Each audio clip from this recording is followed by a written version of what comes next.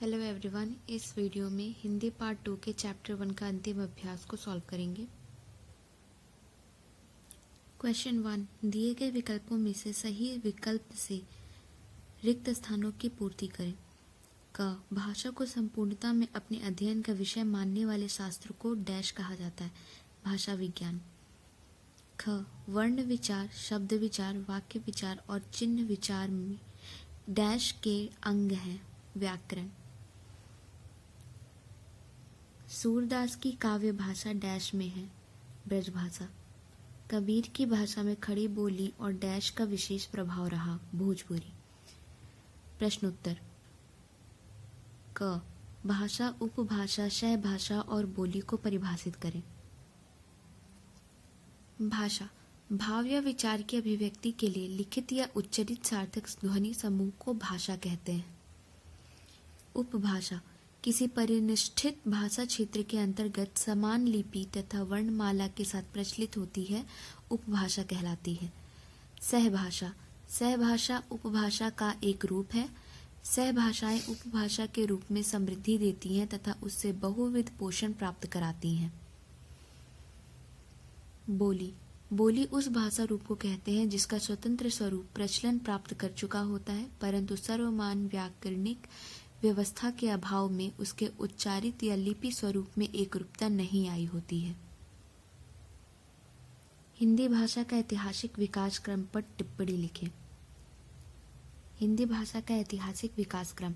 हिंदी का विकास सीधे संस्कृत से नहीं हुआ, इसका विकास अपभ्रंश से हुआ है, जिसकी पूर्व भाषाओं की परंपरा प्राकृत पाली से होती हुई वैदिक काल से भी पूर्व अज्ञात भाषा काल तक जाती है। उस अज्ञात काल की अनेक भाषाओं में वैदिक संस्कृत का परिनिष्ठित स्तर तक का लिपिबद्ध विकास हुआ और उसके स्वरूप में यास्य आदि ऋषियों ने एक सीमा तक निश्चितता लाई।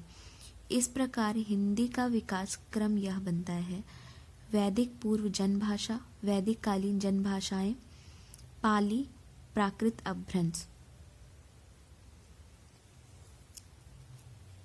हिंदी का वर्तमान स्वरूप शॉर्ट श्रेणी अपभ्रंश से विकसित है। इसके वर्तमान विकसित रूप में अर्धमागधी तथा मागधी अपभ्रंशों से विकसित सहभाषाओं का उल्लेखनीय योगदान रहा है। वर्तमान हिंदी साहित्य में खड़ी बोली, ब्रजभाषा, अवधी, राजस्थानी, मैथिली तथा भोजपुरी रूप विशेष प्रतिष्ठित हो गए हैं। हिंदी संज्ञा विधान पर प्रकाश डालें। हिंदी संज्ञा विधान।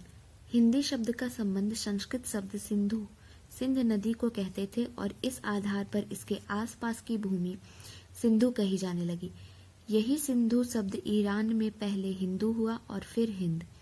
इसका अर्थ था सिंध प्रदेश। ईरानियों का परिचय धीरे धीरे भारत के अधिक भागों से होता गया तथा यह हिंद शब्द पूरे भारत का वाचक हो गया।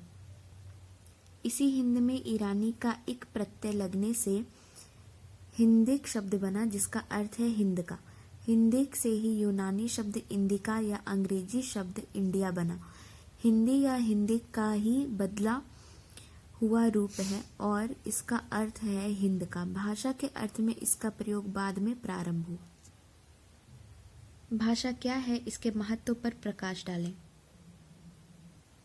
भाषा, भाव या विचार की अभिव्यक्ति के लिए लिखित या उच्चरित सार्थक ध्वनि समूह को भाषा कहते हैं।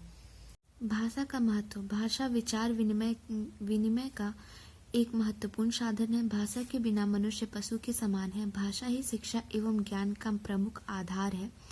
भाषा के कारण ही मनुष्य संसार का सर्वश्रेष्ठ प्राणी बन सका है।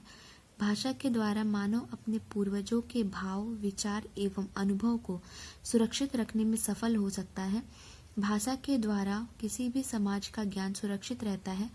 भाषा सामाजिक एकता में सहायता पहुंचाती है। भाषा के लिए व्याकरण क्यों आवश्यक है? भाषा के लिए व्याकरण की आवश्यकता। व्याकरण भाषा का दिशा निर्देशन करता है और उसे सरलता से अपेक्षित लक्ष्य तक पहुंचाता है।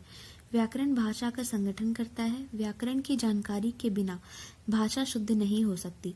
भाषा में व्याकरण के उपयोग से शुद्ध एवं स्पष्ट व्यवहार आता है।